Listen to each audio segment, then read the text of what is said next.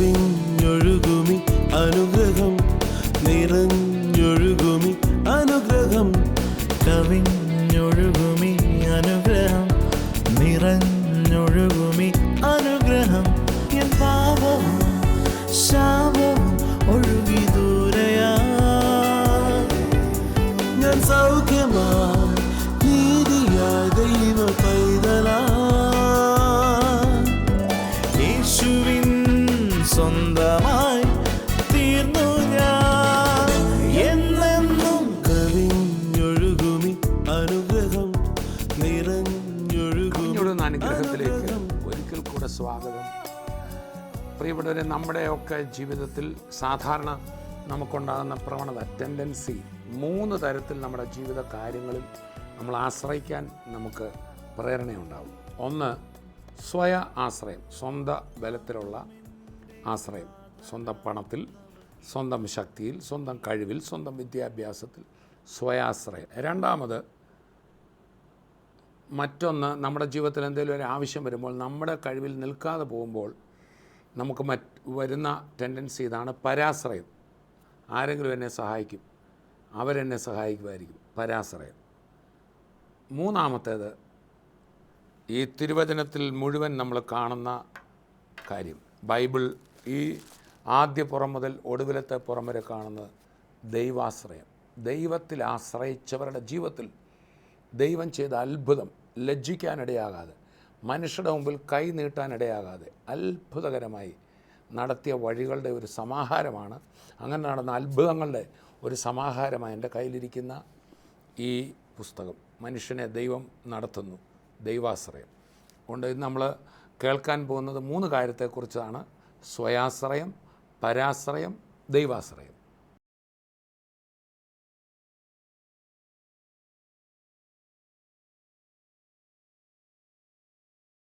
ഒരു വാക്യം വായിക്കാം. പത്രോസിൻ്റെ ലേഖനത്തിലെ ഒരു വചനമാണ്. 1 പത്രോസ് 5-ാം അധ്യായം അതിൻ്റെ 6-ാമത് വചനം വായിക്കപ്പെടുന്നത് ശ്രദ്ധിക്കുക. അതുകൊണ്ട് അവൻ തക്ക സമയത്ത് നിങ്ങളെ ഉയർത്തുവാൻ ദൈവത്തിൻ്റെ ബലമുള്ള കൈക്കീഴിൽ താണിരിപ്പി. അതുകൊണ്ട് അവൻ തക്ക സമയത്ത് നിങ്ങളെ ഉയർത്തുവാൻ ദൈവത്തിൻ്റെ ബലമുള്ള കൈക്കീഴിൽ താണിരിപ്പി. നമ്മൾ കേട്ടുകൊണ്ടിരിക്കുന്നത് സ്വയാശ്രയം, പരാശ്രയം, ദൈവാശ്രയം, ഈ 3 ആശ്രയങ്ങളെക്കുറിച്ച്. ഇവിടെ കർത്താവ് മനുഷ്യരെ ഉയർത്തുമെന്നാണ് പറയുന്നത്. ദൈവത്തിൽ ആശ്രയിക്കുന്ന ഒരു വ്യക്തിയെ ദൈവം ഉയർത്തും, ഒരിക്കലും താഴാൻ സമ്മതിക്കത്തില്ല, ഉയർത്തും, മാനിക്കും. എന്നാൽ ഈ ലോകത്തിൽ 3 തരം ഉയർച്ചകൾ കാണാം. ഒന്ന്, സ്വയം ഉയരുന്നവരുണ്ട്. യേശു കർത്താവ് ഒരിക്കലും ഇങ്ങനെ പറഞ്ഞു, തന്നെത്താൻ ഉയർത്തുന്നവനെല്ലാം താഴ്ത്തപ്പെടും. എങ്ങനെങ്കിലും 10 പേരുടെ മുമ്പിൽ ഒന്ന് പേര് കാണിക്കാൻ, ഞാൻ ആളാണെന്ന് കാണിക്കാൻ ഒക്കെ ശ്രമിക്കുന്നവരുണ്ട്. സ്വന്തം കഴിവിനെ ഉയർത്തി കാണിക്കാൻ ശ്രമിക്കുന്നവരുണ്ട്. അതാണ് തന്നെത്താൻ ഉയർത്തുക.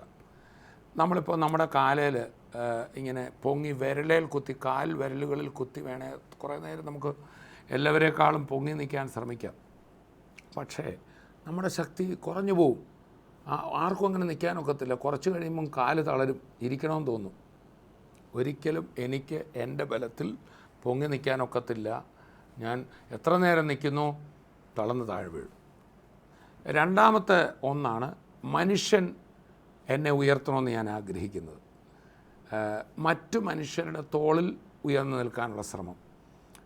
കുറേ പേര് കൂടി എൻ്റെ പേര് പറഞ്ഞോണം, അല്ലെങ്കിൽ എന്നെ ആളാക്കിക്കോണം, നിങ്ങളൊക്കെ എൻ്റെ കൂടെ വേണം എന്നൊക്കെ പറയുന്നവരുണ്ട്. നമുക്കറിയാം, സാധാരണ കൂടുതൽ ആൾക്കാരുടെ നമ്മളെ പുറകിലുണ്ടെങ്കിൽ, അണികൾ ഉണ്ടെങ്കിൽ, അണികളുടെ ബലത്തിൽ നിൽക്കാൻ ആഗ്രഹിക്കുന്നുണ്ട്. ഈ മനുഷ്യരൊക്കെ എൻ്റെ കൂടെ കാണും, ഇന്നോരൊക്കെ ഉണ്ട്. ചിലരാണെങ്കിൽ അവരെ വേണേൽ പൈസയും കൂടെ കൊടുത്ത് കൂടെ നിർത്താൻ ശ്രമിക്കും. അപ്പോൾ അവിടെ നമ്മൾ കാണുന്ന മനുഷ്യർ നമ്മളെ ഉയർത്തുന്ന, അത് കുറേ പേര് കൂടി നമ്മളെ അങ്ങോട്ട് പൊക്കി എന്നിരിക്കട്ടെ. ഇയാൾ വലിയ ആളാണ്, പ്രസംഗകനാണ്, അല്ലെങ്കിൽ പാട്ടുകാരനാണ്, ഇതൊക്കെ പറഞ്ഞ് നമ്മളെ ഉയർത്തിയാൽ, പുകഴ്ത്തിയാൽ, മറ്റുള്ളവരുടെ ഈ പുകഴ്ച വാക്കുകളിൽ നമ്മൾ ഉയരാൻ ശ്രമിച്ചാൽ സംഭവിക്കുന്നത്, അവർ കുറച്ച് കഴിയുമ്പോൾ നമ്മളിൽ നിന്ന് എന്തെങ്കിലുമുള്ള താല്പര്യങ്ങൾ അവർക്ക് കിട്ടാതെ വരുമ്പം അവർ നമ്മളെ താഴ്ത്തിടും. ഇട്ടിട്ട് അടുത്തയാളെ അവർ ഉയർത്തിപ്പിടിക്കുന്ന കാണാം. അതാണ് മനുഷ്യരുടെ പ്രത്യേകത. മനുഷ്യൻ്റെ കാലുകളിൽ ഉയരരുത്. നമ്മൾ വല്ലവരുടെയും തോളിൽ നമ്മളെ പൊക്കി പിടിച്ചുകൊണ്ടെന്നാൽ കുറച്ച് നേരം കഴിയുമ്പോൾ അവർക്ക് കൈ കഴിക്കും, കാല് കഴിക്കും, അല്ലെങ്കിൽ അവർക്ക് വേറെ താല്പര്യം വരുമ്പോൾ നമ്മളെ ഇട്ടിട്ട് അവർ പോകും. എന്നാൽ മൂന്നാമതൊരു ഉയർച്ചയുണ്ട്, അതാണ് ദൈവം ഉയർത്തുന്നത്. അതിനെക്കുറിച്ചാണ് നമ്മളിവിടെ വായിച്ച വാക്യം 1 പത്രോസ് 5:6. അതുകൊണ്ട് അവൻ തക്ക സമയത്ത് നിങ്ങളെ ഉയർത്തേണ്ടതിന് അവൻ്റെ ബലമുള്ള കൈക്കെടുത്താണ് ഇരിപ്പിൻ. ഈ കരം ഭൂമിയിൽ നിന്ന് വരുന്ന അല്ല. ഇവിടെ എന്നെ ഉയർത്തുന്നത് മനുഷ്യരല്ല, അദൃശ്യനായ ദൈവം തന്നിൽ ആശ്രയിക്കുന്നവരെ തൻ്റെ കരം ഉയരത്തിൽ നീട്ടി എന്നെ വിടുവിക്കുക. ഇത് ഉയരത്തിൽ നിന്നുള്ളതാകയാൽ ആർക്കും എന്നെ താക്കാനൊക്കത്തില്ല. ഞാൻ സ്വയം ഉയർന്നാൽ, വേറെ ആരെങ്കിലും എന്നേക്കാൾ ഉയർന്നാൽ, അല്ലെങ്കിൽ അവർക്കെന്നെ വേണം താഴ്ത്താം, അല്ലെങ്കിൽ ഞാൻ മനുഷ്യരുടെ താല്പര്യങ്ങളിൽ ഉയർന്നാൽ അവർക്കെന്നെ താഴ്ത്താം. പക്ഷേ കർത്താവ് ഒരാളെ ഉയർത്തിയാൽ ആ വ്യക്തിയെ താഴ്ത്തുവാൻ ആർക്കും സാധ്യമല്ല. സോ 3 തരം ആശ്രയങ്ങളെക്കുറിച്ചാണ് നമ്മൾ കേൾക്കാൻ പോകുന്നത്. 1 സ്വയാശ്രയം, 2 പരാശ്രയം, 3 ദൈവാശ്രയം. ഇതിനെല്ലാം ഉദാഹരണങ്ങളായി ഈ തിരുവചനത്തിൽ അനേകമുണ്ട്. അപ്പോൾ തന്നെ ദൈവത്തിൽ എനിക്കങ്ങനെ ആശ്രയിക്കാൻ പറ്റും. നമ്മൾ സാധാരണ ഒരു കാര്യം വരുമ്പോൾ പെട്ടെന്ന് മനുഷ്യന് കണ്ണിൽ കാണുന്നതിലല്ലേ ആശ്രയിക്കാനൊക്കത്തുള്ളൂ. എനിക്കിപ്പോൾ ഒരു ആവശ്യം വന്നാൽ പെട്ടെന്ന് ഞാൻ ചിന്തിക്കുന്ന എനിക്ക് പൈസ ഉണ്ടല്ലോ, അല്ലെങ്കിൽ എനിക്ക് കുറച്ച് വസ്തു കിടപ്പുണ്ടല്ലോ, ഒന്നുമില്ലേലും എനിക്ക് ഇന്ന ജോലിയൊക്കെ അറിയാമല്ലോ, ഇപ്പോഴത്തെ ജോലി പോയാലും ഇന്ന പണി ചെയ്യുക, അത് എന്നിൽ ഞാൻ ആശ്രയിക്കുക. മനുഷ്യൻ പെട്ടെന്ന് കാണുന്ന കാര്യങ്ങളിൽ ആശ്രയിക്കുന്നു അല്ലേ? അപ്പോൾ തന്നെ ഇനി എൻ്റെ കഴിവുകൾ തീർന്നാൽ പെട്ടെന്ന് മനുഷ്യൻ മറ്റുള്ളവരിൽ ആശ്രയിക്കുമ്പോഴും അവൻ കാണുന്നിടത്തോട്ടുണ്ട് ആ മനുഷ്യൻ്റെ കയ്യിൽ പൈസ ഉണ്ട്, ഇന്നയാൾ ഇന്ന പോലെയൊക്കെ ചെയ്യാൻ പറ്റുന്ന ആളാണ്, അയാളെ പോയി ആശ്രയിക്കാം. അതാണ് പരാശ്രയം. എന്നാൽ മൂന്നാമത്തെ ആശ്രയമാണ് ദൈവാശ്രയം. പക്ഷേ ഒരു പ്രശ്നം ഇവിടെയുണ്ട്. ദൈവത്തെ ആരും ഒരു നാളും കണ്ടിട്ടില്ലല്ലോ. ഇവിടെ പോയി ആശ്രയിക്കുക, ദൈവം എവിടെ ഇരിക്കുക, ദൈവത്തെ അങ്ങനെ കാണാൻ പറ്റും? അതിനും കൂടെ ഉള്ളൊരു മറുപടിയാണ്. അതിനാണ് ക്രിസ്തുവിനെ ദൈവം ഈ ഭൂമിയിലേക്ക് വിട്ടത്. നമ്മൾ യോഹന്നാൻ്റെ സുവിശേഷം 1-ാം അധ്യായം 17-18 ആ ഭാഗങ്ങൾ വായിക്കുമ്പോൾ ഇങ്ങനെ വായിക്കുന്നു, ദൈവത്തെ ആരും ഒരു നാളും കണ്ടിട്ടില്ലല്ലോ. അതെ, കണ്ടിട്ടില്ലല്ലോ. എവിടെ ചെന്ന് ദൈവം ഉണ്ടെന്ന് കാണും. ആര് പറയുന്നിടത്താ ദൈവം? ആരാ ദൈവം? എവിടാ ദൈവം? ദൈവത്തിന് ഞാൻ വല്ലതും കൊടുക്കണോ? ആര് പറയുന്നത് ശരി എന്നൊക്കെ ഒത്തിരി കൺഫ്യൂഷൻ വരുമ്പോൾ യഹൂദജനത്തിന് ഏറ്റവും അധികം ദൈവം തന്നെ വെളിപ്പെടുത്തിയ സത്യദൈവം, ജീവനുള്ള ദൈവം, ഏക ദൈവം ഏറ്റവും കൂടുതൽ ഇസ്രായേലിന് സ്വന്തം വെളിപ്പെടുത്തലുകൾ കൊടുത്തു. ഇസ്രായേലിന് അത് കൊടുത്തത് ഇസ്രായേലിനെ മാത്രം ദൈവം സ്നേഹിച്ചുകൊണ്ടല്ല. നമുക്കറിയാമല്ലോ, ദൈവപുത്രനെ ക്രൂശിച്ചവരാണ് ഇസ്രായേൽക്കാർ. ആ ഇസ്രായേലിന് പോലും ദൈവത്തെക്കുറിച്ച് സമ്പൂർണ്ണമായൊരു വെളിപ്പാട് കിട്ടിയില്ല. അതുകൊണ്ടാണ് യഹൂദനായ യോഹന്നാൻ, ക്രിസ്തുവിൻ്റെ കൂടെ 3.5 വർഷം നടന്ന യോഹന്നാൻ എന്ന ശിഷ്യൻ, മുക്കുവനായിരുന്നു. അപ്പനായ സബദിയുടെ കൂടെ മീൻ പിടിക്കുകയും വല നന്നാക്കുകയും ഒക്കെ ചെയ്ത ഒരു സാധാരണ മുക്കുവൻ, വിദ്യാഭ്യാസമില്ലാത്ത ഒരു സാധാരണ മീൻപിടുത്തക്കാരൻ, താൻ്റെ ദേശത്ത് താനായിരുന്ന കടൽ തീരത്തേക്ക് ഇറങ്ങി വന്ന് നടക്കുന്ന ചെറുപ്പക്കാരൻ ദൈവപുത്രനാണെന്ന് തനിക്ക് ആദ്യം മനസ്സിലായില്ല. പക്ഷേ അവിടുത്തെ നാവിൽ നിന്ന് വന്ന വാക്കുകൾ, അവൻ കടലിനെ അടക്കിയപ്പോൾ, അവിടുന്ന് തന്നെ ശിഷ്യന്മാരിൽ ഒരാളായി ക്ഷണിച്ച് കൊണ്ടുപോയപ്പോൾ, ആ സ്നേഹം കണ്ടപ്പോൾ, മഹാപാപിയെപ്പോലും സ്നേഹിക്കുന്ന ആ ദിവ്യ സ്നേഹം കണ്ടപ്പോൾ യഹൂദനായ യോഹന്നാൻ, തനിക്ക് ഏതൊരു യഹൂദനും അറിയാവുന്ന പോലെ പഴയ നിയമത്തിലെ ക്രിസ്തുവിന് മുമ്പുള്ള ഗ്രന്ഥങ്ങളിൽ നിന്ന് പറഞ്ഞിരിക്കുന്ന മശിഹായാണ്, ലോകരക്ഷകനായി ഈ ഭൂമിയിലേക്ക് അയക്കുമെന്ന് പറഞ്ഞ ആളാണ് ഇപ്പോൾ എൻ്റെ ഗ്രാമത്തിലൂടെ, ഞാൻ മീൻ പിടിക്കുന്ന സ്ഥലത്തൂടെ വന്നിരിക്കുന്നത് എന്നുള്ള ബോധ്യം യോഹന്നാനുണ്ട്. യോഹന്നാനൊക്കെ ആദ്യം പത്രോസ് അടക്കം എല്ലാവരും ക്രിസ്തുവിനെ ശങ്കയോടെയാണ് നോക്കിയത്. പക്ഷേ ആ ക്രിസ്തുവിൻ്റെ ദിവ്യ സ്നേഹം ലോകത്തിൽ ഒരു മനുഷ്യനും പ്രദർശിപ്പിക്കാൻ കഴിയാത്ത ദൈവ സ്വഭാവങ്ങൾ ക്രിസ്തുവിൽ വെളിപ്പെട്ടപ്പോൾ ആ കണ്ട യോഹന്നാൻ്റെ സുവിശേഷത്തിൽ എഴുതുക, ദൈവത്തെ ആരും ഒരു നാളും കണ്ടിട്ടില്ല. യോഹന്നാൻ പറയുക, എൻ്റെ കുടുംബാംഗങ്ങൾ ആരെങ്കിലും കണ്ടെന്ന് പറഞ്ഞാൽ ഞാൻ സമ്മതിക്കത്തില്ല. ഞാൻ പറഞ്ഞ ജനത യെരുശലേം ദേവാലയത്തിലും മരുഭൂമിയിലുമൊക്കെ ദൈവത്തെ ആരാധിച്ച, പർവ്വതത്തിൽ വെളിച്ചം കണ്ട മോശയെ പോലെയുള്ളവരൊക്കെ ദൈവത്തെ കണ്ടെന്ന് പറഞ്ഞുകൊണ്ട്, പക്ഷെ ഞാൻ സമ്മതിക്കത്തില്ല, അവരൊന്നും കണ്ടിട്ടില്ല. ദൈവത്തെ ആരും ഒരു നാളും കണ്ടിട്ടില്ല. അവൻ്റെ മടിയിലിരിക്കുന്ന ഏകജാതനായ പുത്രൻ അവനെ വെളിപ്പെടുത്തിയിരിക്കുന്നു. എന്നിട്ട് യോഹന്നാൻ പറയുക, അവൻ്റെ തേജസ്, ഏകജാതനായവൻ്റെ തേജസ്സായി ഞങ്ങൾ കണ്ടു. ഞങ്ങളുടെ കണ്ണുകൊണ്ട് കണ്ടതും ഞങ്ങളുടെ ചെവി കേട്ടതും ഞങ്ങൾ തൊട്ടതും ഞങ്ങൾ അറിയിക്കുന്നു. അവനാ യഥാർത്ഥ വചനം, അവനാ ദൈവം. അവൻ ദൈവം മനുഷ്യനായിട്ട് വന്നതാണ്. ഞങ്ങൾക്ക് സംശയമില്ല, ഇതുപോലൊരു സ്നേഹവാനെ ഞങ്ങൾ കണ്ടിട്ടില്ല. ഞങ്ങൾക്ക് വേണ്ടി ജീവൻ തന്നവൻ, മരിച്ചുയർത്തവൻ. യോഹന്നാന് സാക്ഷ്യം ഒത്തിരി പറയാനുണ്ട്. ആ യോഹന്നാനാണ് പറയുന്നത്, ആരെങ്കിലും എവിടെങ്കിലും അതേ മരുഭൂമിയിൽ കണ്ടെന്ന് പറഞ്ഞാൽ, അല്ലെങ്കിൽ മോശ പർവ്വതത്തിൽ കണ്ടെന്ന് പറഞ്ഞാൽ, അതൊക്കെ ഒരു ദൈവ വെളിപ്പാടിൻ്റെ ഭാഗമായിരിക്കും. യോഹന്നാൻ പറഞ്ഞു, ഞാൻ സമ്മതിച്ചു തരില്ല, ഇല്ല, അതല്ല, ഞങ്ങൾ കണ്ടതാവൻ, ഞങ്ങൾ കണ്ട ആ സ്നേഹവാൻ, ജീവൻ തന്നവൻ, ഉയർത്തെഴുന്നേറ്റവൻ, ലോകാവസാനത്തോളം കൂടെ ഇരിക്കുന്നവൻ, ഇനിയും വരാൻ പോകുന്നവൻ, അവനാ, ആ യേശുവാ പിതാവിനെ വെളിപ്പെടുത്തിയത്. ഇന്ന് നമ്മുടെ മധ്യത്തിൽ നടക്കുന്ന അത്ഭുതങ്ങളും അടയാളങ്ങളും കാണുമ്പോൾ ഒന്നോർത്തെ, 2000 വർഷം മുമ്പ് കുരുട്ട് കണ്ണുകളെ തുറന്നവൻ ഇന്നും ചെയ്യുകയാണ്. രോഗികളെ സൗഖ്യമാക്കുവാൻ എന്നും ചെയ്യുക.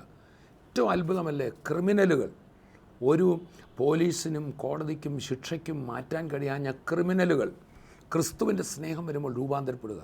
സ്വർഗീയ വിരുന്നിൽ കോട്ടയത്ത് തന്നെ എനിക്കറിയാവുന്ന 100 കണക്കിന് പേർ, പോലീസുകാർക്കൊക്കെ തലവേദനയായിരുന്നവർ രൂപാന്തരപ്പെട്ടു. മാത്രമല്ല, നമ്മുടെ ഓരോ സ്ഥലങ്ങളിൽ, സ്വർഗീയ വിരുന്നിൽ മാത്രമല്ല, ലോകത്തിൽ എവിടെയും നോക്കിക്കാട്ടെ, പൗലൂസ് എന്ന കൊലപാതകിയെ യേശു മാറ്റി. അതെ, നരഭോജികൾ നരസ്നേഹികളാകുന്നത് കാണുമ്പോൾ, ക്രിമിനലുകൾ രൂപാന്തരപ്പെടുന്നത് കാണുമ്പോൾ, യേശു ക്രിസ്തുവിൻ്റെ സുവിശേഷത്താൽ അത്ഭുതങ്ങൾ, അടയാളങ്ങൾ, വീര്യപ്രവർത്തികൾ, കുടുംബങ്ങൾ സമാധാനത്തിലേക്ക് വരുന്നത് കാണുമ്പോൾ നമുക്കറിയാം യേശു ജീവനോടെ ഇരിക്കുന്നു. അങ്ങനെയാണെങ്കിൽ ഈ ദൈവത്തെ വെളിപ്പെടുത്തിയത് കർത്താവായ യേശു ക്രിസ്തുവാണ്. മാനവജാതിക്ക് മുഴുവൻ ദൈവം ഇങ്ങനെ, ദൈവം കരുണയുള്ളവനാണ്. പഴയ നിയമത്തിലൊക്കെ ആണെങ്കിലും ദൈവത്തിൻ്റെ അടുക്കൽ ചെല്ലണമെങ്കിൽ യാഗ വഴിപാടുകളും ഒക്കെ ആയിട്ട് ചെല്ലണം. പക്ഷേ കർത്താവിൻ്റെ അടുക്കൽ യാഗവും കൊണ്ട് ചെല്ലേണ്ട, വഴിപാടും കൊണ്ട് ചെല്ലേണ്ട, നമ്മുടെ ബലഹീനതകളും പാപങ്ങളും നമ്മുടെ വീഴ്ചകളുമായിട്ട് അങ്ങ് ചെന്നാൽ മതി. ഒരപ്പനോട് നമ്മൾ പൈസ കൊടുത്തിട്ടല്ലല്ലോ ഒന്നും വാങ്ങുന്നത്.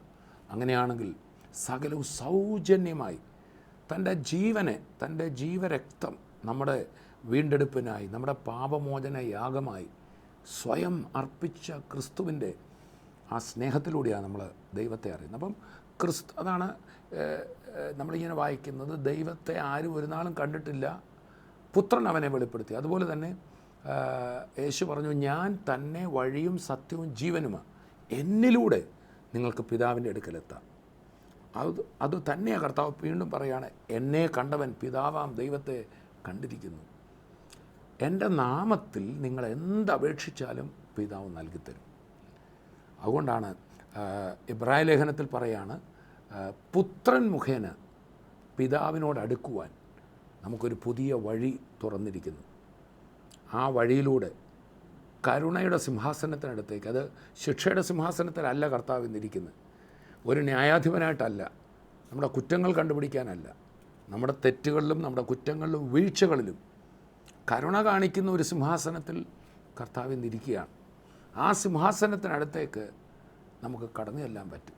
നമ്മുടെ ചില പ്രത്യേക പദ്ധതികളൊക്കെ ഗവൺമെൻറ് ഇടുമ്പോൾ ചിലപ്പോൾ മുഖ്യമന്ത്രിയോ അല്ലെങ്കിൽ അങ്ങനെയുള്ള മന്ത്രിമാരൊക്കെ ജനസമ്പർക്കത്തിനായി അവിടെ വരുന്നത്, അവിടെ ശിക്ഷ നടത്താനല്ല, ജനങ്ങളുടെ ആവശ്യങ്ങൾ കണ്ട് കരുണ കാണിക്കാനായിട്ട്. അവിടെ ഇരുന്നുകൊണ്ട് ഒരിക്കലും ഒരു ശിക്ഷയല്ല നടത്താൻ പോകുന്നത്. എന്നതുപോലെ കർത്താവ് ദൈവത്തിൻ്റെ ദിവ്യ സ്വഭാവം യേശുക്രിസ്തു വെളിപ്പെടുത്തിക്കൊണ്ട് കൃപയുടെ സിംഹാസനത്തിലിരിക്കുക. ഇന്ന് ഏത് വ്യക്തിക്കും കർത്താവിൻ്റെ അടുക്കൽ വരാം.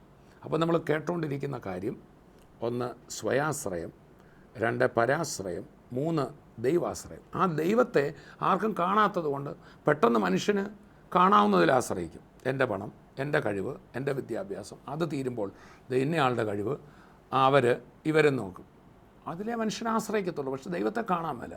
പക്ഷെ ദൈവത്തെ നമുക്ക് വെളിപ്പെടുത്തിയിരിക്കുകയാണ് കർത്താവായ യേശു ക്രിസ്തു. അതിനുവേണ്ടി ഇന്ന് ഈ വചനം നമ്മുടെ അടുക്കൽ വരുന്നത്. സ്വന്തം ബലത്തിൽ ആശ്രയിച്ച് തളർന്നവർ, മനുഷ്യരുടെ അടുക്കൽ ചെന്ന് കൈ നീട്ടിയപ്പോൾ നിങ്ങൾക്ക് നാണമില്ലേ, പോകാൻ മേലെ എന്ന് ചോദിച്ച നിന്നാ വാക്ക് കേട്ടവർ, അവർക്ക് വേണ്ടി ഒരു കരം നീണ്ടുവരുന്നു. അതാണ് യേശു ക്രിസ്തുവിൻ്റെ കരം. നമ്മൾ ഈ ബൈബിളിൽ ഈ ആദ്യം സ്വയത്തിൽ ആശ്രയിക്കുകയും തുടർന്ന് മനുഷ്യനിൽ ആശ്രയിക്കുകയും തുടർന്ന് ഈ ആശ്രയമെല്ലാം വിട്ട് പിതാവിൽ ആശ്രയിക്കുകയും ചെയ്ത ഒരു മകൻ്റെ കഥ വായിക്കുന്നുണ്ട്. മുടിയനായ പുത്രൻ്റെ കഥയെന്ന് എല്ലാവരും പറയുന്നത് ലൂക്കോസിൻ്റെ സുവിശേഷം 15-ാം അധ്യായത്തിൽ നമ്മളിങ്ങനെ വായിക്കുന്നു. ആ മകന് പിതാവിൻ്റെ അടുക്കൽ ചെന്നിട്ട് പറഞ്ഞു, എനിക്ക് വസ്തുവകയിൽ വരേണ്ടുന്ന എൻ്റെ അവകാശം ഇനി തരാൻ പറഞ്ഞു.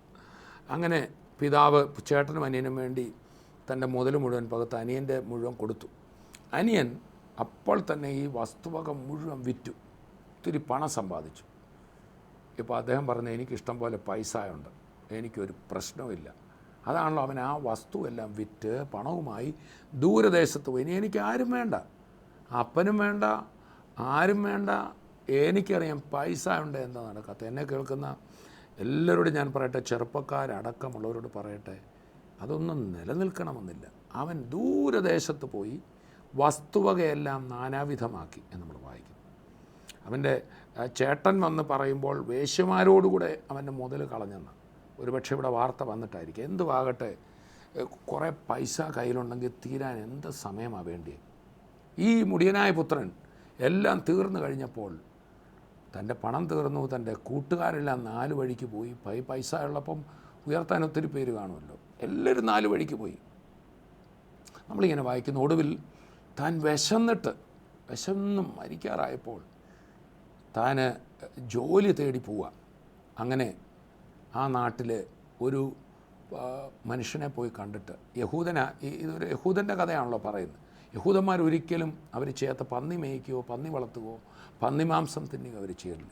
എന്നാൽ ആ വിജാതിയരുടെ ദേശത്ത്, ദൂരദേശത്ത് താൻ പോയല്ലോ, തൻ്റെ അപ്പൻ്റെ ഭവനത്തിൽ നിന്ന് പോയി അവിടെ പന്നികളെ മേയ്ക്കുന്ന ഒരു സ്ഥലത്ത് ഒരു യജമാനെ പോയി കണ്ട്, എനിക്ക് എന്തെങ്കിലും പണി വേണം, തിന്നാനൊന്നുമില്ലെന്ന് പറഞ്ഞപ്പോൾ അവനെ പന്നി മേയ്ക്കാനായിട്ട് വിടുകയാണ്.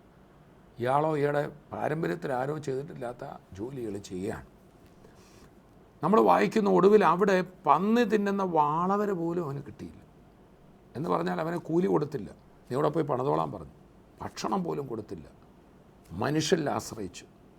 ദേശത്തെ ഒരു മുഖ്യനെ പോയി കണ്ടു. ഒരു ദേശത്തെ ഉന്നതനും നമ്മളെ ചിലപ്പോൾ സമയത്ത് സഹായിച്ചില്ലെന്നിരിക്കത്തില്ല. സഹായിക്കാൻ പോയ ആൾ മുതലെടുക്കുക. നമ്മളെ ഒരു നേരത്തെ കഞ്ഞിക്കാവുക, പക്ഷേ നമ്മളെ മുതലെടുക്കുക. ഈ വ്യക്തിയെ മുതലെടുത്തു. പന്നിക്ക് വാളവരെ ഇട്ട് കൊടുക്കും, അതിലൊരെണ്ണം തിന്നാൻ പോലും സമ്മതിക്കാത്ത സ്ഥിതി വന്നപ്പോൾ നമ്മൾ വായിക്കുന്ന ഈ മനുഷ്യൻ അപ്പൻ്റെ വീടിനെക്കുറിച്ച് ഓർത്തു. വാസ്തവത്തിൽ കർത്താവായ യേശുക്രിസ്തു ഇത് ദൈവത്തിൻ്റെ അടുക്കൽ പാപികൾ വരുന്നതിനെക്കുറിച്ച്, അഥവാ യേശുക്രിസ്തുവിൻ്റെ അടുക്കൽ പാപികളും ദോഷികളും ഒക്കെ ആൾക്കാർ വന്നപ്പോൾ അന്നത്തെ പരീശന്മാർ വിമർശിച്ചു. ലൂക്കോസിൻ്റെ സുവിശേഷം 15-ൻ്റെ ആദ്യം വായിക്കുമ്പോൾ കണ്ട, ഇവൻ ചുങ്കക്കാരോട് തിന്നുന്നു, പാപികളോട് തിന്നുന്നല്ലോ എന്ന് പറഞ്ഞപ്പോൾ ആ വിമർശിച്ചവരോട് പറഞ്ഞ കഥയാണ്. ഒരപ്പന് 2 മക്കളുണ്ട്, പക്ഷേ ഒരുവൻ നഷ്ടപ്പെട്ട് തകർന്ന് ഇങ്ങനെ പന്നിക്കുഴിയിൽ പോയാൽ അവൻ മടങ്ങി വന്നാൽ ആ അപ്പൻ സ്വീകരിക്കില്ലയോ, അത് തന്നെയാണ് ഞാനീ ചെയ്യുന്നത് എന്നാ കർത്താവ് പറഞ്ഞു. ചുരുക്കി പറഞ്ഞാൽ യേശുക്രിസ്തുവിൻ്റെ അടുക്കിലേക്ക് അന്ന് തകർന്നവരും വീണവരും വന്നതുപോലെ പിതാവാം ദൈവം തന്നെയാണ് പുത്രനായി ഇവിടെ ഇറങ്ങി വന്നത്. യേശു പറഞ്ഞു, പിതാവും ഞാനും ഒന്നാകുന്നു. നമ്മളെ സ്നേഹിക്കുന്ന പിതാവ് ദൈവം. ഇനി ദൈവത്തെ ആശ്രയിച്ച് നമ്മളെങ്ങോട്ടും പോകേണ്ട, ഇതാവൻ നമ്മുടെ അടുക്കൽ വന്നിരിക്കും. അതിൻ്റെ ഭാഗമായിട്ടാണ് ഈ സന്ദേശം നിങ്ങളുടെ വീടുകളിൽ എത്തിയിരിക്കുന്നത്. ടെലിവിഷൻ പ്രോഗ്രാമിലൂടെ ആയിരിക്കാം, വെബ്സൈറ്റിലൂടെ ആകാം, വെബ് ടി വിയിലൂടെ ആകാം, നിങ്ങളുടെ സ്മാർട്ട് ഫോണിലോ ആയിരിക്കാം ഇത് കേൾക്കുന്നത്. ദൈവം തന്നിൽ ആശ്രയിക്കാൻ മകനെ മകളെ എന്ന് വിളിച്ചുകൊണ്ട് നമ്മുടെ അടുക്കൽ വന്നിരിക്കുകയാണ്. കർത്താവിൻ്റെ ദാസൻ തങ്കുബ്രദർ എന്നോട് തൻ്റെ അനുഭവം പറഞ്ഞിട്ടുണ്ട്. ആദ്യമൊക്കെ ദൈവമുണ്ട്, ദൈവത്തെ വിശ്വസിച്ചിരുന്നു, പ്രാർത്ഥിക്കുമായിരുന്നു. പക്ഷേ യൗവന പ്രായത്തിലെത്തിയപ്പോൾ ഒരു ഘട്ടം വന്നപ്പോൾ ഈ ആത്മീയത തന്നെ ഒരു കബളിപ്പിക്കലാണ്. മതവും ദൈവവിശ്വാസവും എല്ലാം മനുഷ്യനെ പിടുങ്ങാനുള്ളൊരു പരിപാടിയാണ് എന്നൊരു ചിന്തയിലേക്ക് താൻ വന്നു. ആ സമയത്ത് ബിസിനസ് ഉണ്ടായി. കോട്ടയത്ത് മാത്രമല്ല, പല സ്ഥലങ്ങളിൽ രാജ്യത്ത് പലയിടത്ത് ബിസിനസ്സുകളൊരു ബിസിനസ് സാമ്രാജ്യം കെട്ടിപ്പടുക്കാനായിട്ട് ബ്രദർ ഇങ്ങനെ ആ ചെറുപ്രായത്തിൽ കയറി വരുമ്പോൾ പൈസ കയ്യിലായപ്പോൾ തനിക്ക് ഒടുവിൽ താനൊരു കൺക്ലൂഷനിലെത്തി. ഈ മതവിശ്വാസവും ദൈവവും എന്നൊക്കെ പറഞ്ഞ ചുമ്മാതാ. ഈ ജോലി ചെയ്യാൻ ഇഷ്ടമില്ലാത്തവർ പ്രാർത്ഥനയെന്ന് പറഞ്ഞ് നടന്നാൽ മതിയല്ലോ, മനുഷ്യനെ കളിപ്പിക്കുന്ന മാർഗമായത് എന്ന് പറയുന്ന തൻ്റെ ഓഫീസിലൊക്കെ സുവിശേഷമായി ചെല്ലുന്നവരെ ഇങ്ങനെ പറഞ്ഞ് വാദിക്കുന്ന ഒരു സ്ഥിതിയിലേക്ക് മാറിയ ഒരു ഘട്ടത്തിൽ അദ്ദേഹം എന്നോട് എപ്പോഴും പറയാറുണ്ട്, സാക്ഷ്യത്തിനും പറയാറുണ്ട്. ഒടുവിൽ ഒരു വാഹനമെടുത്ത് താൻ ആദ്യമായിട്ടൊരു പുതിയ വാഹനം വാങ്ങി പൂനായിൽ നിന്നും തങ്കുബ്രദർ നാട്ടിലേക്ക് കൂടെ ആരൊക്കെ ഉണ്ട് ഡ്രൈവ് ചെയ്ത് വരുമ്പോൾ ഒരു ലോറിയുമായി നേർക്കുനേർ വഴിയിൽ വെച്ച് ഇടിച്ച ആ വാഹനം, പൊത്തുവാഹനം മുഴുവൻ തകർന്ന് അതിൽ ഉള്ളവരെല്ലാം ദാരുണമായി പരിക്കേറ്റ് തങ്കുബ്രദറിൻ്റെ വാരിയല്ലുകൾ ഒടിഞ്ഞ്, മുട്ടൊടിഞ്ഞ്, വെർട്ടിബ്രയ്ക്ക് ഒടിവ് വന്ന് ശരീരം തളർന്ന ഹോസ്പിറ്റലിൽ കിടക്കുമ്പോൾ അപ്പോൾ മനസ്സിലായില്ല. ഡോക്ടർ വന്ന്, മാത്യു, നിങ്ങൾക്കിനി ജീവിതത്തിൽ ഒരു സാധാരണ വ്യക്തിയായി ജീവിക്കാൻ ഒക്കില്ല, മെഡിക്കൽ സയൻസിന് സഹായിക്കാൻ ഒക്കത്തില്ല. ഉടനെ അദ്ദേഹം പറഞ്ഞു, എൻ്റെ ജ്യേഷ്ഠനുണ്ട്, എനിക്ക് എത്ര പണം വേണമെങ്കിലും മുടക്കാമെന്ന് പറഞ്ഞപ്പോൾ ഡോക്ടർ പറഞ്ഞു നടക്കത്തില്ല എന്ന് കൈ മലർത്തിയപ്പോൾ ഇപ്പോഴും തങ്കുബ്രദറുണ്ട്. ഈ തൻ്റെ ഇടവും പണവും എന്നൊക്കെ പറയുന്നത് ഒരു നിമിഷം കൊണ്ട് ചോർന്നു പോകുന്നു ഞാൻ അനുഭവിച്ചു. എൻ്റെ വ്യക്തിപരമായും ഞങ്ങളുടെ കുടുംബത്തിലും ഞാനത് അനുഭവിച്ചു. നിന്നെ കേൾക്കുന്ന ഏതൊരു വ്യക്തിയോടും ഞാൻ പറയട്ടെ, നമുക്കൊന്നും അഹങ്കരിക്കാനില്ല. നമ്മളുടെ കഴിവുകൾ അസ്ഥാനത്താവും. നമ്മുടെ സ്വയാശ്രയം നമ്മളെ അപകടത്തിലെത്തിക്കും. പരാശ്രയം, ഇന്നയാളിനെ സഹായിക്കുമായിരിക്കും, ഇന്നയാൾ ഇല്ലെന്നേ, അവരൊക്കെ ഒരു ദിവസം തള്ളിപ്പറയും. പക്ഷേ തള്ളിപ്പറയാത്തൊരുവനുണ്ട്, നമ്മുടെ നല്ല ദൈവം. ഈശ്വരനെന്നോ ദൈവമെന്നോ പരമേശ്വരനെന്നോ എന്താ വിളിക്കുന്നത്, ആ ദൈവം, ഏക ദൈവം, നമ്മുടെ സൃഷ്ടിതാവായ ദൈവം, അവിടെ നമ്മളെ കൈവിടത്തില്ല. ആ ദൈവം സ്വയം നമുക്ക് ആശ്രയിക്കാൻ നമുക്കൊന്ന് മനസ്സിലാക്കി തരണ്ടേ? അതിനാണ് മനുഷ്യനായിട്ട് ഇവിടെ ഇറങ്ങി വന്നത്. യേശു കർത്താവ് ഈ ഭൂമിയിൽ വരുമ്പോൾ, അവനെ ഈ ഭൂമിയിലേക്ക് അയക്കുമ്പോൾ ദൈവം പ്രവാചകന്മാരിലൂടെ പറഞ്ഞൊരു പ്രത്യേക വിഭാഗത്തിന് വേണ്ടി അയക്കുന്നതെന്നല്ല, ഇതാ സകല ജനത്തിനും ഉണ്ടാകുവാനുള്ള മഹാസന്തോഷം. യേശു ക്രിസ്തുവിനെക്കുറിച്ച് പറഞ്ഞത് ലോകരക്ഷകനായി അവനെ അയച്ചിരിക്കുന്ന യോഹന്നാൻ പറഞ്ഞു. സകല ഭൂസീമാവാസികളുമേ നിങ്ങൾക്കുള്ള സദ്വർത്തമാനം ഇതാ എന്നാണ് ക്രിസ്തുവിൻ്റെ പിറവിയിൽ ദൈവം പറയുന്നത്. ഇന്നെന്നെ കേൾക്കുന്ന ഓരോരുത്തർക്കും അത് നമുക്ക് ദൈവത്തിൽ ആശ്രയിക്കാൻ പറ്റും. നമ്മൾ വായിച്ച വാക്യതാണ്, അതുകൊണ്ട് അവൻ തക്ക സമയത്ത് നിങ്ങളെ ഉയർത്തേണ്ടതിന് ദൈവത്തിൻ്റെ ബലമുള്ള കൈക്കീഴ്ത്താണിരിപ്പിൻ. ആ ദൈവത്തിൻ്റെ കരം യേശുവാണ്. അപ്പോൾ തന്നെ ആ ഭാഗം പത്രോസിൻ്റെ ലേഖനം വായിച്ചാൽ, നിങ്ങൾ മൂപ്പന്മാർക്ക് കീഴടങ്ങുവീൻ. കർത്താവ് തൻ്റെ ശിഷ്യന്മാരെ അയച്ചുകൊണ്ട് പറഞ്ഞു, നിങ്ങൾ പോയി സുവിശേഷം പറയണം, നിങ്ങളുടെ വാക്ക് കൈക്കൊള്ളുന്നവൻ എന്നെ കൈക്കൊള്ളുന്നു. നേരിട്ട് ദൈവത്തെ പിടിക്കാൻ പറ്റുമെങ്കിൽ അങ്ങനല്ല, പക്ഷേ ദൈവം പദ്ധതിയിട്ട് തൻ്റെ സന്ദേശവുമായി കർത്താവ് നമ്മുടെ അടുക്കൽ തൻ്റെ ദാസന്മാരെ അയക്കുക. ഇന്ന് ഈ ശുശ്രൂഷ കേൾക്കുമ്പോൾ നിങ്ങളുടെ ഭവനത്തിലേക്ക്, നിങ്ങളുടെ സമീപത്തേക്ക്, പ്രതിസന്ധിയിലേക്ക്, എല്ലാവരും കൈവിട്ട സ്ഥാനത്തേക്ക് യേശുവാണ് വന്നിരിക്കുന്നത്. മകനെ, ഞാൻ നിന്നെ സഹായിക്കാം, ഏത് പ്രതിസന്ധിയിലും ഞാൻ അത്ഭുത വഴിയൊരുക്കാം. നമ്മളെ സഹായിക്കുമെന്ന് പറഞ്ഞവർ തിരിഞ്ഞ് ഉപദ്രവിക്കുകയാണോ? കരങ്ങളിൽ വഹിക്കുന്നവൻ നമ്മുടെ സമീപമുണ്ട്. ഇതെല്ലാം സംഭവിക്കുന്ന ഒരു അത്ഭുത നാമത്തിലാണ്, യേശുവിൻ്റെ നാമത്തിൽ. യേശു കർത്താവ് പറഞ്ഞ, എൻ്റെ നാമത്തിൽ നിങ്ങൾ ദുരാത്മാക്കളെ വെളിയിലാക്കും, പിശാചുക്കളോട് പോകാൻ പറയാൻ പറ്റും. എൻ്റെ നാമത്തിൽ രോഗികളുടെ മേൽ കൈവച്ചാൽ അവർക്ക് സൗഖ്യം വരും. യേശു ക്രിസ്തുവിൻ്റെ നാമത്തിൽ എല്ലാ ബന്ധനങ്ങളും എല്ലാ പ്രശ്നങ്ങളും മുട്ടുമടക്കും. എൻ്റെ അനുഭവ സാക്ഷ്യത്തിൽ പറയട്ടെ, കർത്താവിൻ്റെ മുമ്പിൽ കൈ നീട്ടിയാൽ വേറെ ആരുടെയും മുമ്പിൽ കൈ നീട്ടാൻ അനുവദിക്കില്ല. കർത്താവിൻ്റെ മുമ്പിൽ മുഴങ്കാൽ മടക്കിയാൽ മറ്റാരുടെയും മുമ്പിൽ തല കുനിയാൻ കർത്താവ് അനുവദിക്കത്തില്ല. യേശുവിൻ്റെ സ്നേഹം നമ്മളെ വിളിക്കുക. കർത്താവേ, എൻ്റെ ജീവിതം ഞാൻ അങ്ങയുടെ കയ്യിൽ തരികയാണ്, ഞാൻ അങ്ങയിൽ ആശ്രയിക്കുന്നു, അങ്ങയുടെ ആത്മാവിനെ എനിക്ക് തരണമേ. യേശുവേ, അങ്ങ് എൻ്റെ പാപപരിഹാരത്തിനായിട്ട് മരിച്ച് അടക്കപ്പെട്ട് ഉയർത്തുമെന്ന് ഞാൻ വിശ്വസിക്കുന്നു. എൻ്റെ ജീവിതത്തിലേക്ക് വരണമേ. Come in to my life my Jesus and make me your possession. എന്നെ അങ്ങയുടേതാക്കി മാറ്റണമേ. എൻ്റെ എല്ലാ കാര്യത്തിലും ഞാൻ അങ്ങയിൽ ആശ്രയിക്കുന്നു. അങ്ങനെ നമുക്കൊന്ന് പ്രാർത്ഥിക്കാം. ഇപ്പോൾ നമുക്കൊന്നിച്ച് പ്രാർത്ഥിക്കാം. പിതാവേ, ഞങ്ങൾ അങ്ങയെ സ്തുതിക്കുന്നു. അവിടുത്തെ പുത്രനിലൂടെയാണല്ലോ ഞങ്ങൾ അങ്ങയെ കാണുന്നത്. ദൈവത്തിൽ ആശ്രയിച്ച് ആരും ലജ്ജിച്ചു പോയിട്ടില്ല എന്ന് അങ്ങയുടെ വചനമുണ്ടല്ലോ. ഇന്ന് ഈ കേട്ടുകൊണ്ടിരിക്കുന്ന മുഴുവൻ പേരെയും കർത്താവിൻ്റെ തൃക്കരങ്ങൾ തരുന്നു. സ്വയ ആശ്രയത്തിൽ, സ്വന്തം ബലത്തിൽ, സ്വന്തം കഴിവിൽ, പണത്തിൽ ഒക്കെ നോക്കി പരാജയപ്പെട്ടവരെന്നെ കേൾക്കുന്നുണ്ട്. മറ്റുള്ളവരുടെ മുമ്പിൽ കൈനീട്ടി നിന്നാ വാക്കുകൾ കേട്ട് ഭാരത്തിലിരിക്കുന്നവരെന്നെ കേൾക്കുന്നു. ഡോക്ടർമാർ ചില റിപ്പോർട്ടുകൾ പറഞ്ഞ് ഞങ്ങൾക്കും സാധ്യമല്ല എന്ന് പറഞ്ഞവരെന്നെ കേൾക്കുന്ന കർത്താവേ, നിൻ്റെ കരങ്ങളിലേക്ക് സമർപ്പിക്കുമ്പോൾ യേശുവേ, ഞങ്ങൾ അങ്ങയിൽ ആശ്രയിക്കുന്നു. അങ്ങയുടെ കരം ഈ മക്കളെ തൊടണമേ. ഭാരങ്ങൾ മാറട്ടെ. സാമ്പത്തികമായ വിഷയങ്ങൾക്ക് വിടുതലാകട്ടെ. രോഗസൗഖ്യം ഈ നിമിഷം സംഭവിക്കട്ടെ. അസാധ്യം, മെഡിക്കൽ സയൻസിന് അസാധ്യം എന്ന് പറഞ്ഞെടുത്ത് കർത്താവെ, തിരുവചനത്തിൽ അങ്ങ് അനേകരെ സൗഖ്യമാക്കിയതായിട്ട് ഞങ്ങൾ വായിക്കുന്നു. മരിച്ചവരെ ഉയർപ്പിച്ചതായിട്ട് ഞങ്ങൾ വായിക്കുന്നു. മരിച്ച അവയവങ്ങൾ ജീവിക്കട്ടെ. മരിച്ചവർ ജീവനിലേക്ക് വരട്ടെ. അസ്വസ്ഥതകൾ മാറട്ടെ. കർത്താവെ യേശുവെ, ഞങ്ങൾ അങ്ങയിൽ ആശ്രയിക്കുന്ന ദൈവമേ, ഞങ്ങളുടെ തൃക്കരങ്ങളിൽ തരികയാണ്. ഞങ്ങളെ വിടുവിക്കുന്നതിനായി നന്ദി.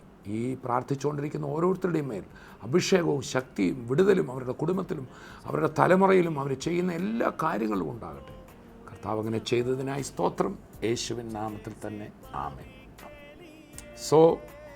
സ്വയാശ്രയമല്ല, പരാശ്രയമല്ല, ദൈവത്തിൽ നമുക്ക് ആശ്രയിക്കാം. അവൻ്റെ പുത്രനിലൂടെ കർത്താവിൻ്റെ അടുക്കൽ വരാം. കർത്താവ് നമ്മെ അനുഗ്രഹിക്കട്ടെ. അടുത്ത എപ്പിസോഡിൽ നമുക്ക് വീണ്ടും കാണാം. അതുവരെയും കർത്താവിൻ്റെ കൃപയിൽ നമ്മെ സൂക്ഷിക്കും. I bless you in Jesus' name. Amen. സ്വർഗീയ വിരുന്ന് ടെലിവിഷൻ മിനിസ്ട്രിയിൽ സാമ്പത്തിക പങ്കാളികളാകുക. Heavenly feast mission months. കൂടുതൽ വിവരങ്ങൾക്ക് വിളിക്കുക 9447356682.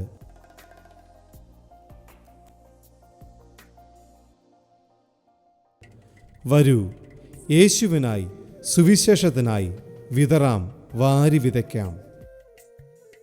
TV പ്രേക്ഷക സംഗമവും വിടുതൽ ശുശ്രൂഷയും ആലപ്പുഴ ജില്ലയിലെ ചെന്നിത്തലയിൽ ജൂലൈ 10 വെള്ളി. ശുശ്രൂഷ രാവിലെ 10 saint Peter's Marthoma parish hall, Kallumood junction, Chennithala. TV പ്രേക്ഷക സംഗമവും വിടുതൽ ശുശ്രൂഷയും ആലപ്പുഴ ജില്ലയിലെ അമ്പലപ്പുഴയിൽ ജൂലൈ 11 ശനി. ശുശ്രൂഷ രാവിലെ 10 ഐശ്വര്യ ഓഡിറ്റോറിയം. TV പ്രേക്ഷക സംഗമവും വിടുതൽ ശുശ്രൂഷയും ആലപ്പുഴ ജില്ലയിലെ വീയപുരത്ത് ജൂലൈ 31 വെള്ളി. Athira DD auditorium. ശുശ്രൂഷകൾ രാവിലെ 10.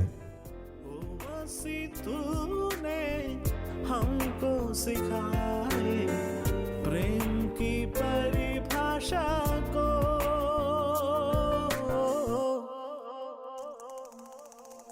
प्रेम का सागर है तू,